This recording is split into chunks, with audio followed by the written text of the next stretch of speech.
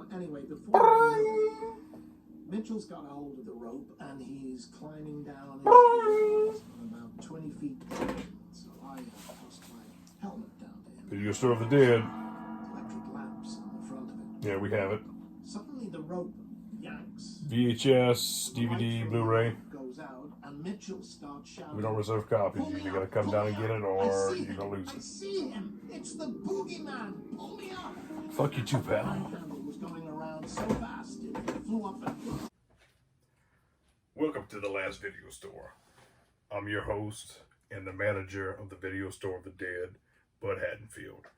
And for our very first episode, what would be better than to talk about my favorite movie of all times, 1985's Return of the Living Dead. It was written by John Russo, who had co-written the original Night of the Living Dead with George A. Romero, and from there they broke off to do their own thing, with John Russo taking on this project with his continuation and thoughts and ideas. It was directed by Dan O'Bannon and starred the late greats of Clu Gulager, make sure I got it right, and James Karen. It also starred Tom Matthews and the always beautiful and amazing Linnea Quigley. Pretty much a medical company, you need a medical supplies, has some canisters that was left over from the 60s that was shipped there by mistake by the U.S. Army. And our characters of Frank and Freddie decided to go poking around it, messing around, and unleashing the trioxin into the air. It pretty much takes over all the dead things that's inside the business. And from there, they go next door to the crematorium and burn the cadaver that was reanimated. And the body gases and acids mixes with the rain and it comes down on the cemetery and it is holy hell.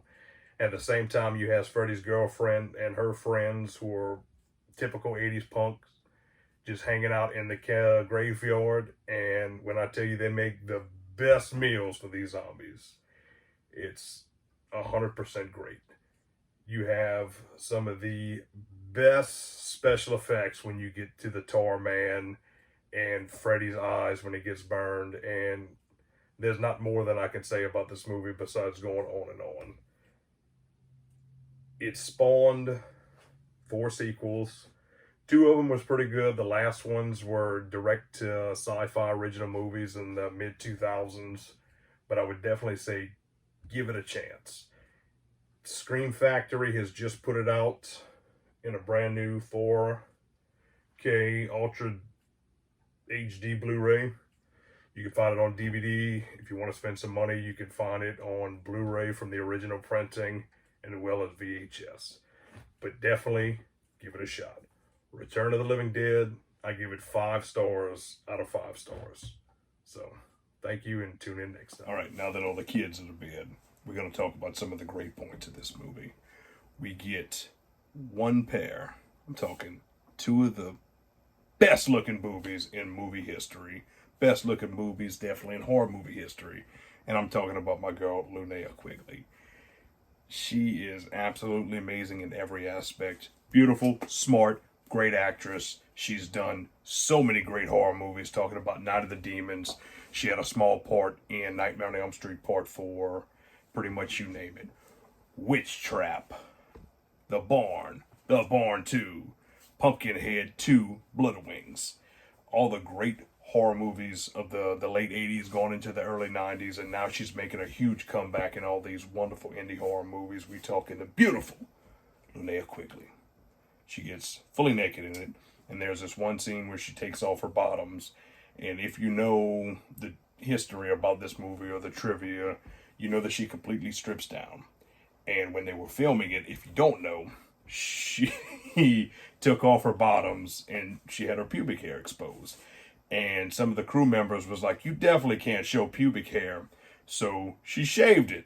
And the next day they started filming, and he said, what? We definitely can't show that. So they pretty much made a Barbie doll insert that slips over it so you can't see none of the goodies. It happens. It's a movie. The MPAA was a bunch of bastards back in the day making you cut everything, and you shouldn't have to show off all of Linnea Quigley. because she deserves more respect than that. Anyway, we get some great kills. Brain chopping, acid face throwing, people just getting eaten alive over and over again. Just the physicality of these zombies is just absolutely amazing. It's not the first running zombie movie. It is the first running zombie American movie. Because a couple years before that, we had Hell of the Living Dead. And if you really want to argue, yes, it was more of a virus over a full-blown zombie attack. But they really go hand in hand.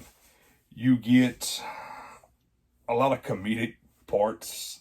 This movie had a lot of funniness to it, especially with stupid asshole, watch your tongue, boy, if you like this job. Like this job.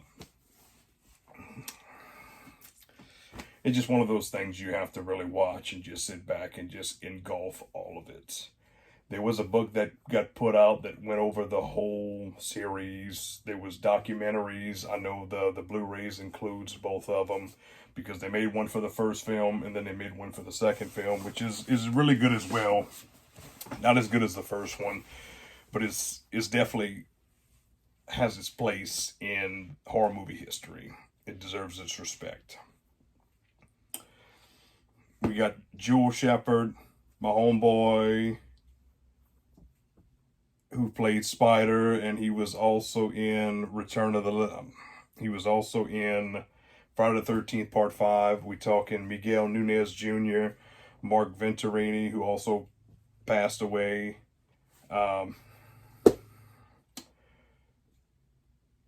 can just go on and on. Return of the Living Dead is a great movie.